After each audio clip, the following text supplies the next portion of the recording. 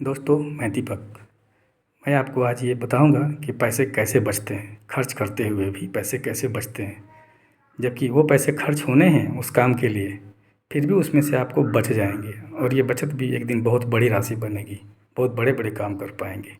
हमारी वीडियो इसी पर बनने जा रही है। ये एक सीरीज होगा, कई भागों में आपको मिलेगा। प्रतिदिन 2 वीडियो मिलेगा।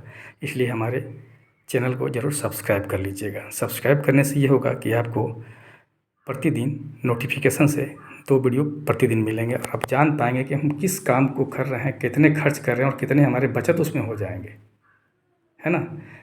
जैसे आप राशन दुकान में सामान खरीदते हैं तो आपको MRP पे मिलता है, घर के नज़दीक मिलता है ना। लेकिन इसमें भी आपको 20%, 30%, 40% तक बचेगा।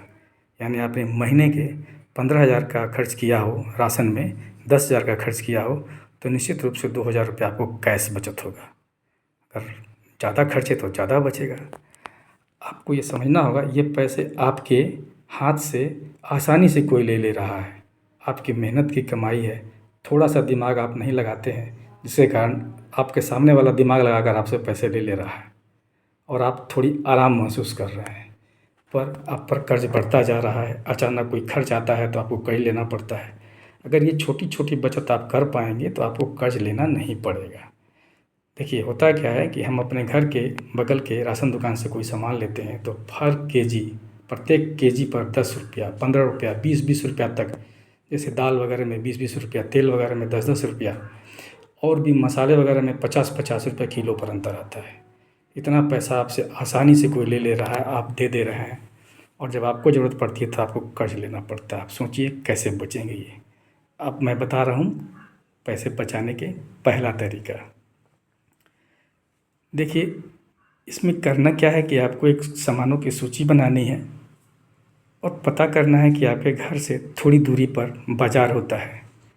बाज़ार में 2 तरह की दुकानें होती हैं, थोक विक्रेता की होती हैं और खुदरा विक्रेता की। दोस्तों, इतनी कंपटीशन है कि थोक विक्रेता अब थोक विक्रेता रह नहीं गए। वो भी खुदरा ही बेचते हैं और होलसेल के दाम में ही बेचते हैं। थोक के दाम पे ही खुला सामान बेच देते हैं और आप वहाँ से ला करके 20%, 25% का लाभ उठा सकते हैं। बचत का दोस्तों करना क्या होगा, आप आराम से जाएंगे, ऑटो से ही आएंगे। थोड़ा सा समय लगेगा, बस आपके पैसे बचेंगे और आप उस पैसे से बच्चों की स्वास्थ्य, शिक्षा, खुद का ज़रूरत का सामान खरीदेंगे। ज़रूरत इमरजेंसी पड़ती है तो वो बचत आपके काम आती है। ये रहा दोस्तों पहला तरीका, जहाँ से आप सामान लेकर के पैसे बचा सकते हैं और आपका घूमना फिरना भी तो हो जाएगा। आप अपनी पत्नी के साथ जाएंगे, ऑटो से जाएंगे, सामान दुकानों का को लिस्ट दे देंगे, तौलवा के सामान लेंगे, थोड़ा घूमते फिरते आराम से आ जाएंगे और आपको इस भी टेंशन नहीं रहेगा कौन सामान छूटा कौन नहीं छूटा। सूची भी रहेगी, पत्नी भी साथ में रहेगी। अच्छा खासा मार्केटिंग हो जाएगा ना, और बचत भी हो जाएगी। अगर सोचिए इसी तरह के और भी परचेजिंग में आपको बचत हो तो कितना बच जाएगा। हमारे वीडियो को शेयर करिएगा। अच्छा तो ज़रूर लगा होगा, लाइक कीजिएगा, सब्सक्राइब कीजिएगा ताकि प्रतिदिन बचत के हम तरीके आपको बता सकें, है ना। आप ये महसूस कर रहे होंगे कितनी काम की चीज़ मैंने बताई है।